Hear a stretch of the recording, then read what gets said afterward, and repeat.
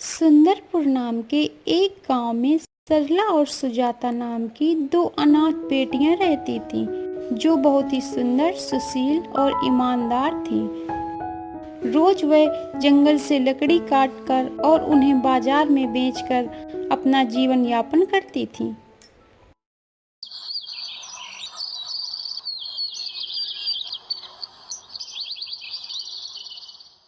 दीदी, आज जल्दी ही लकड़ियाँ काट कर हम घर वापस आ जाएंगे। कल बहुत देर हो गई थी। हाँ सुजाता, कल बहुत देर हो गई थी। आज जल्दी ही वापस आ जाएंगे।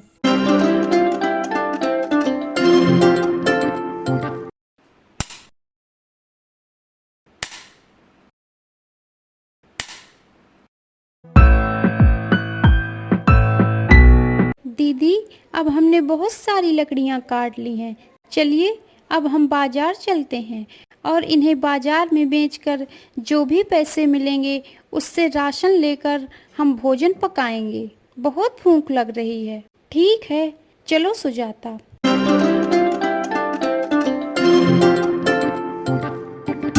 हाय राम, हाय राम, हाय राम। दीदी, सुना आपने? ये किसकी आवाज़ है? हाँ सुजाता, मैंने सुना। चलो चलकर देखते हैं। हाँ दीदी, चलिए।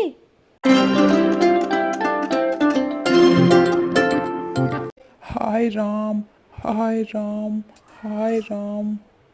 अरे दीदी, यहाँ तो साधु महाराज हैं। हाँ सुजाता, ऐसा लग रहा है जैसे इनकी तबीयत कुछ ठीक नहीं जान पड़ती। चलिए दीदी, हम इनके पास चलती हैं। हाँ सुजाता, चलो। हाय राम, हाय राम, हाय राम। अरे साधु महाराज, आपको क्या हुआ? आप इस तरह ठंड से क्यों कांप रहे हैं? अरे बेटा, मुझे बहुत तेज ठंड लग रही है। मेरी तबीयत ठीक नहीं है। कुछ लकड़ियां मिल जाती तो आराम मिल जाता। हाँ बाबा जी, क्यों नहीं, हमारे पास तो बहुत सारी लकड़ियां हैं। हम अभी आग जला देती हैं। अरे, ये क्या कर रही हो बेटा? ये लकड़ियां तुमने कितनी मेहनत से काटी है। बाबा जी, आप उसकी चिंता मत कीजिए। ठीक है बेटा। बेटा, आग जलाकर तुम लोगों ने बहुत अच्छा किया। बाबा जी, आपकी तबीयत बहुत खराब है। इस आग से तो काम नहीं चलने वाला ना। आपको दवाइयों की भी ज़रूरत पड़ेगी। लेकिन दवाइयाँ इस जंगल में? अरे बेटा, ये जादुई जंगल है बेटा। यहाँ सभी रोगों की दवाई पाई जाती है। तो ठीक है बाबा जी, आप बताइए हमें। हम वो दवाई अभी ले आती हैं। कहाँ मिलेगी? ठीक है बेटा। नदी के उस पार एक लाल फलों का पेड़ है। अगर तुम लोग मुझे वो फल लाकर दे दो तो मेरी तबीयत ठीक हो सकती है। हाँ बाबा जी, हम अभी ले आती हैं। लेकिन याद रखना बेटा, नदी का पानी बहुत ठंडा है। बाबा जी, आप उसकी फिक्र मत कीजिए। तुम लोग मुझे ठीक करके ही मानोगी। ठीक है बेटा, जाओ। हाँ बाबा जी, हम अभी वो फल लेकर आती हैं।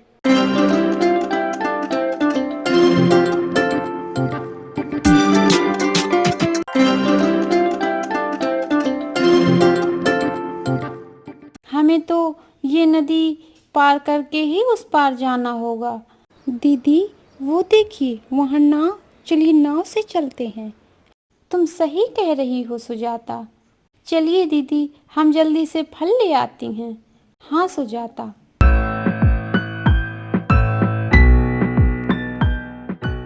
दीदी, ये रहा वो लाल फलों का पेड़। इसी फल के लिए बाबा जी ने हमें बताया था। हाँ सुजाता, चलो हम ये फल तोड़ लेती हैं।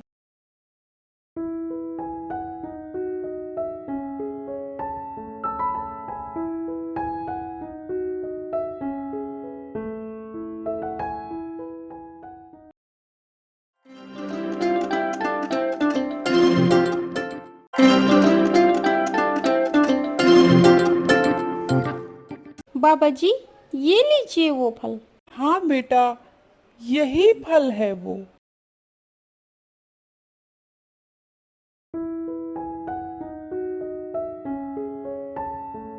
ठीक है बाबा जी, अब हम चलती हैं। ठीक है बेटा, जाओ, तुम्हारा कल्याण हो।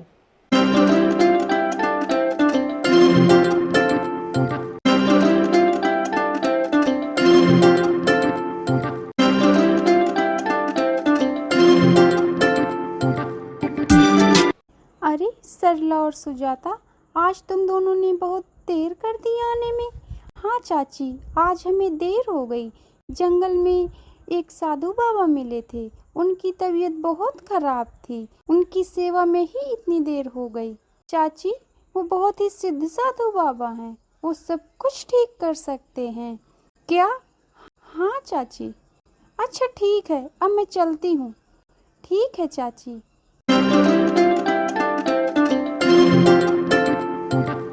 दीदी, जंगल से लकड़ियाँ काटकर अब हम पूरी तरह से थक चुकी हैं। नहा धोकर भोजन पका लेती हैं, फिर खाकर हम थोड़ा आराम कर लेती हैं। हाँ सुजाता, तुम सही कह रही हो, हम लोग बहुत थक चुकी हैं। अरे वैद्य जी, मेरे बेटे को क्या हुआ? देखिए सेठ जी, मैंने अपनी तरफ से पूरी कोशिश की है, लेकिन मैं इसे ठीक नहीं कर पा रहा हूँ। अब तो ऊपर वाला ही बचाए इसको। अरे नहीं नहीं वैद्य जी, ये तुम क्या कह रहे हो? मैं सही कह रहा हूँ सेठ जी, अब मेरे बस में कुछ नहीं रहा। नहीं नहीं, ऐसा नहीं हो सकता। मेरे दो ही तो प्यारे बेटे हैं, मैं ऐसा नहीं होने दे सकता। मैं अपने बेटे के बिना नहीं रह सकता। ये बात सभी जगह फैला दो, पूरे गांव में सभी से। यदि कोई भी वैद्य हो, कोई भी मेरे बेटे को ठीक कर सकता है तो ठीक कर दे। इसके बदले मैं 100 सोने की मोहरें इनाम में दूंगा। ठीक है मालिक। हे भगवान, क्या हो गया ये मेरे बेटे को? पता नहीं कब ठीक होगा। अब जल्दी से ठीक हो जाए, मुझसे इसकी हालत देखी नहीं जाती। क्या करूं मैं, कुछ समझ नहीं आ रहा। माँ, सुना आपने? क्या सुना? सेठ के बेटे की तबीयत बहुत खराब है। क्या? हाँ माँ, कोई भी वैद्य उसको ठीक नहीं कर सका। हाँ, और सेठ ने ये घोषणा की है कि जो कोई भी मेरे बेटे को ठीक कर देगा, मैं उसे 100 सोने की मुद्राएं दूंगा। क्या? हाँ माँ। सलोनी, हम तो 100 सोने की मुद्राएं पाकर बहुत अमीर हो जाएंगे। हाँ माँ, ऐसा ही हो जाए अगर तो बहुत अच्छा हो। सलोनी, ऐसा ही होगा।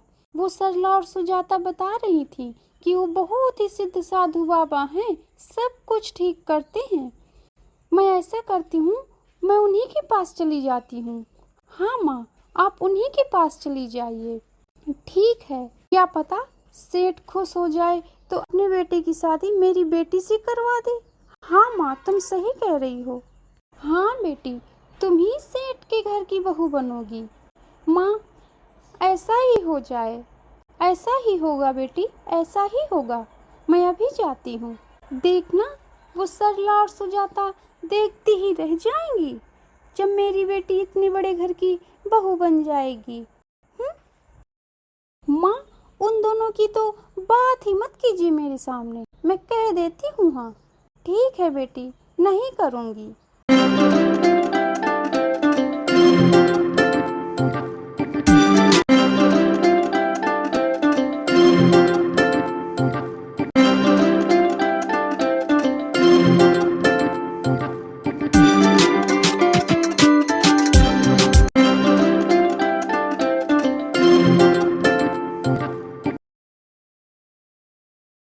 सलोनी, मैंने सुना है सेठ के बेटे की तबीयत बहुत खराब है। हाँ, तबीयत तो खराब है सेठ के बेटे की, लेकिन उसकी चिंता तुम लोग मत करो। मेरी माँ गई है उस साधु बाबा के पास, दवाई लेकर आती ही होगी। देखना मेरी माँ कैसे ठीक कर देगी सेठ के बेटे को, और फिर मेरा विवाह भी करवाएगी सेठ के बेटे के साथ। ये तो बहुत अच्छी बात है सलोनी। अगर तुम इतने बड़े घर की बहू बन जाओगी तो हमें भी बहुत खुशी होगी।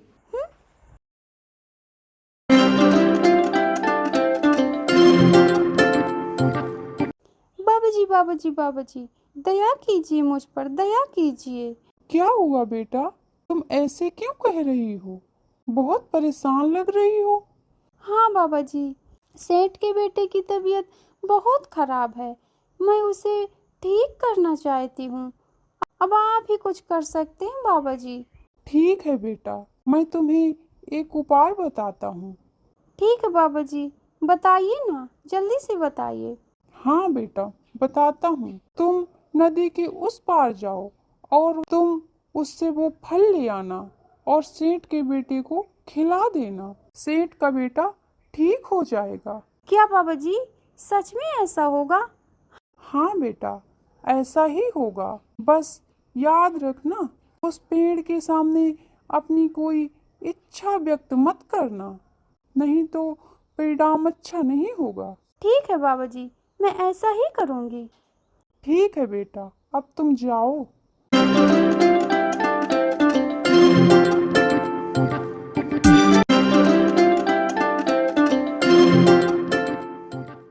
अरे ये नदी तो बहुत गहरी जान पड़ती है। क्या करूं मैं, कैसे उस पार जाऊं? अरे यहाँ तो एक नाव है, ऐसा करती हूँ नाव से चली जाती हूँ, ये सही रहेगा।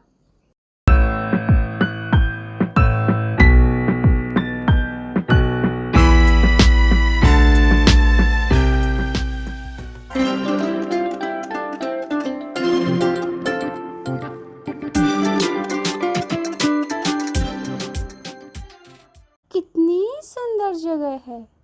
काश ये पेड़ बरगद का पेड़ होता तो कितना अच्छा होता। मैं इसी के नीचे बैठ के आराम कर लेती। अरे ये क्या हुआ? ये तो सच में बरगद का पेड़ बन गया। अरे ये क्या कर दिया मैंने? बाबा जी ने मुझको कहा था, लेकिन मैं भी ना, कुछ नहीं होता मुझसे। चलो अब जब बरगद का पेड़ बन ही गया है तो मैं इसके नीचे बैठकर थोड़ा आराम कर लेती हूँ, फिर सोचूंगी आगे क्या करना है।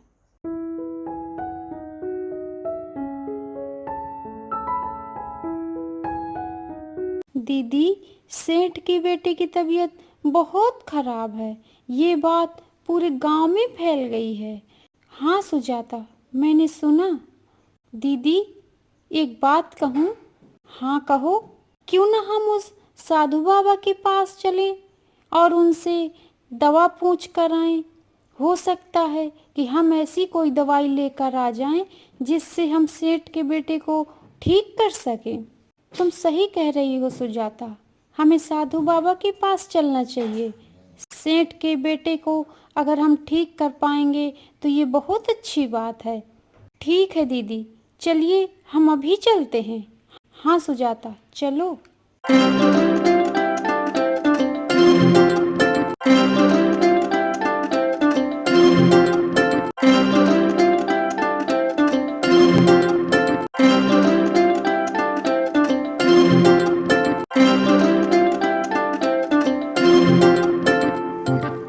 बाबा जी, अब आप कैसे हैं?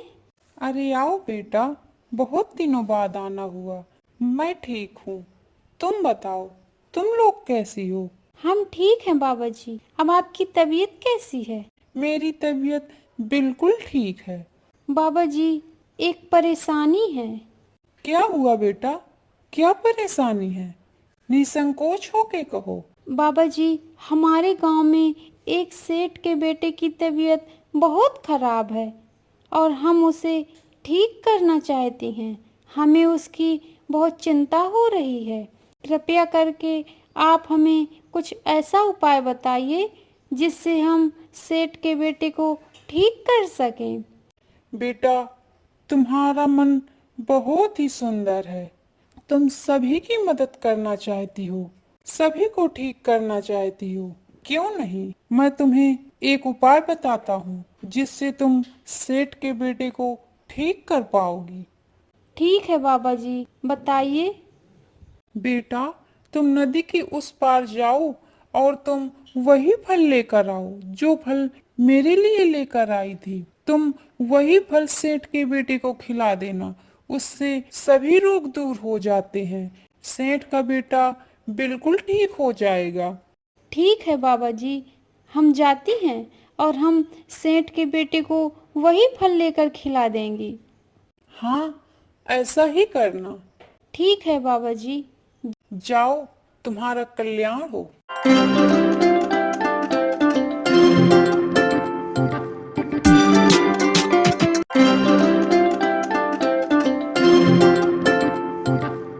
चलिए दीदी, हम जल्दी से फल ले आती हैं।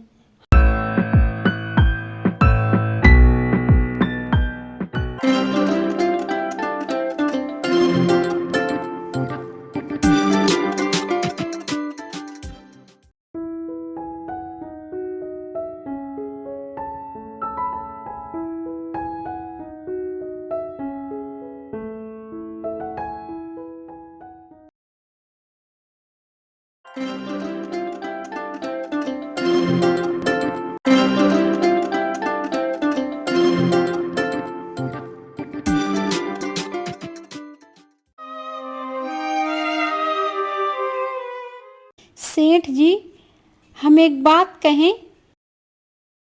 कहो, क्या कहना चाहती हो? सेठ जी, हम आपके बेटे को ठीक करना चाहती हैं, इसलिए हम एक फल लेकर आई हैं। साधु बाबा ने हमें कहा था ये फल खाने के बाद कोई भी प्राणी किसी भी रोग से मुक्ति पा सकता है। इसलिए हम ये फल आपके बेटे को खिलाना चाहती हैं, जिससे आपका बेटा ठीक हो जाएगा। ठीक है, तुम ये फल मेरे बेटे को खिला दो। अगर मेरा बेटा ठीक हो जाएगा तो मैं तुम्हें 100 सोने की मोहरें दूंगा। नहीं सेठ, हमें कुछ नहीं चाहिए, बस हम तो आपके बेटे को ठीक करना चाहती हैं।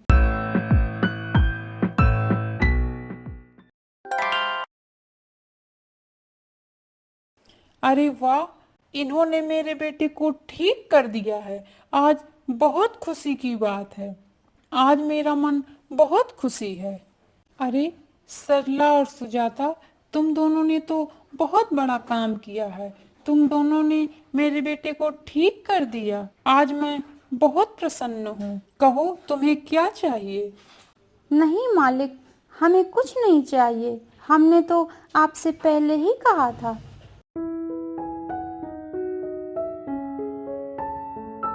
सरला और सुजाता, ये तुम्हारा इनाम है। इसे अपना इनाम समझकर रखो। ठीक है मालिक, आप कहते हैं तो हम रख लेते हैं।